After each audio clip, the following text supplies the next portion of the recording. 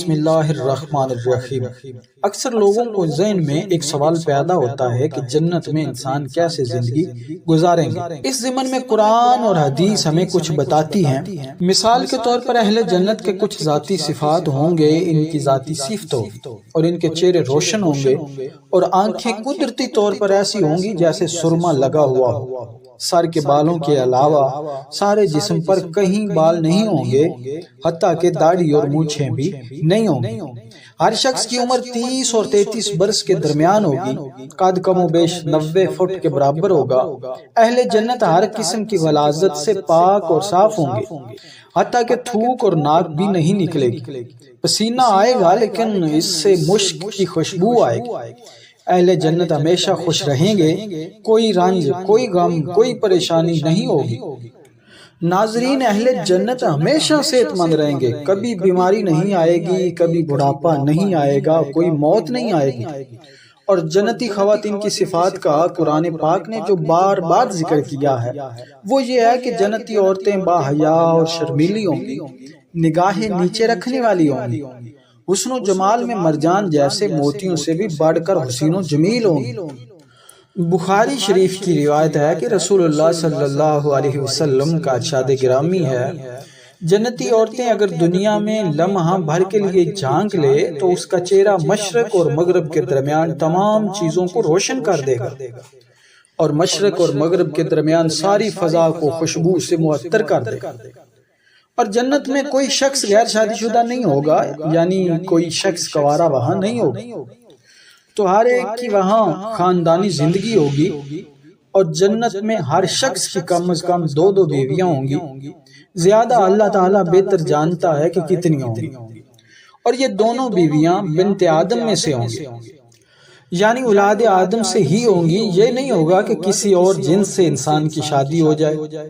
اور دنیا کی عورتوں کو اللہ تعالیٰ جنت میں داخل ہونے سے پہلے دوبارہ پیدا فرمائیں گے اور اسی حسن و جمال سے نوازیں گے جو جنت میں پیدا ہونے والی عورتوں یعنی حوروں کا ہوگا۔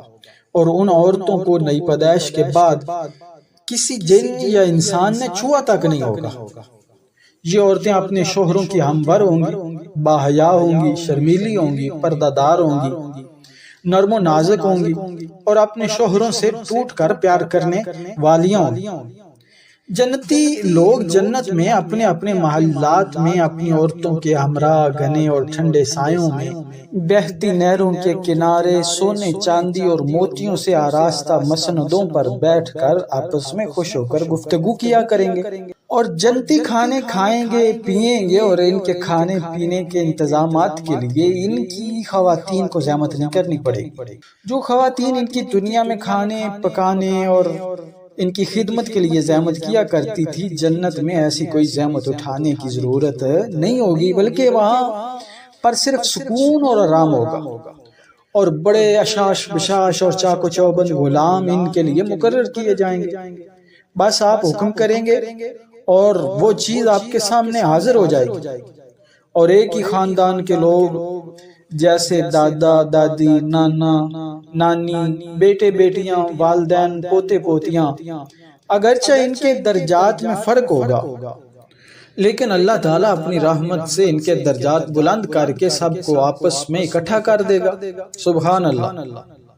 یہ سب میرے اللہ تعالیٰ کی اپنی مخلوق پر رحمت ہے۔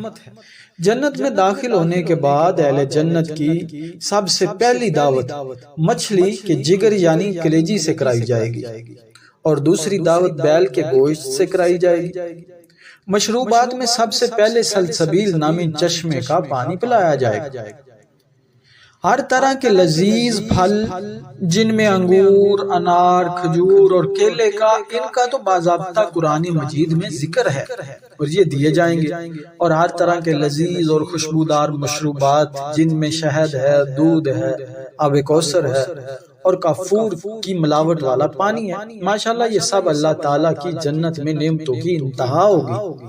اور اہل جنت کی خدمت توازوں کے لیے سونے چاندی کے برتنوں میں یہ سب کھانا پیش کیا جائے گا۔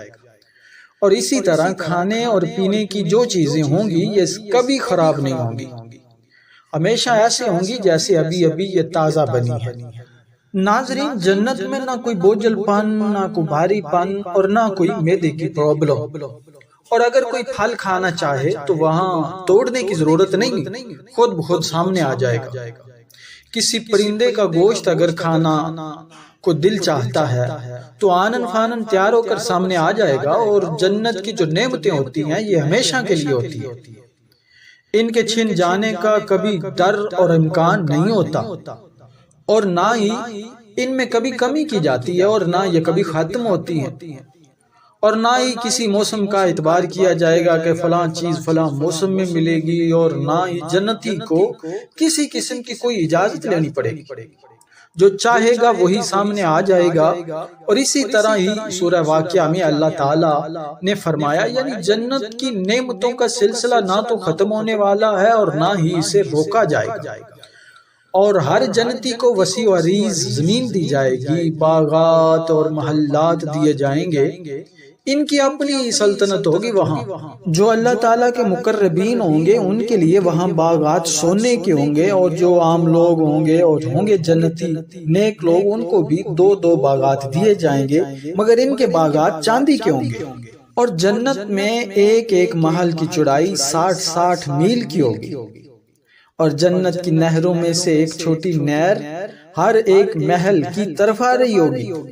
ناظرین، اہل جنت کو وہاں پہننے کے لیے جو ریشم کا کپڑا دیا جائے گا وہ اس دنیا والے ریشم سے کہیں زیادہ مہنگا اور قیمتی ہوگا۔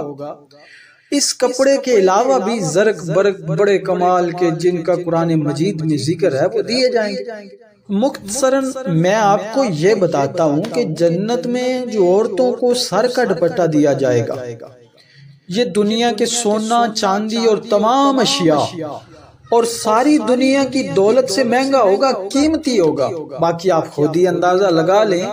اس لیے اللہ تعالیٰ نے سورہ کاف میں ارشاد فرمایا، یہ ہے شان اہل جنت کی جس کا تم سے وعدہ فرمایا گیا تھا۔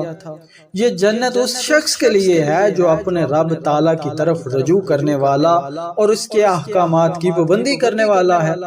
اور سب سے بڑھ کر اہل جنت کو جنت میں اللہ کے محبوب کا قرب نصیب ہوگا، اور اللہ تعالیٰ کی وہاں پر زیارت ہوگی۔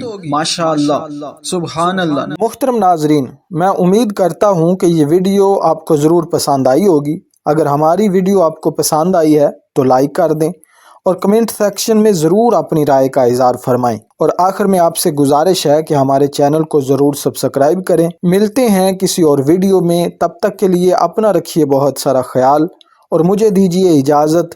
السلام علیکم ورحمۃ اللہ وبرکاتہ۔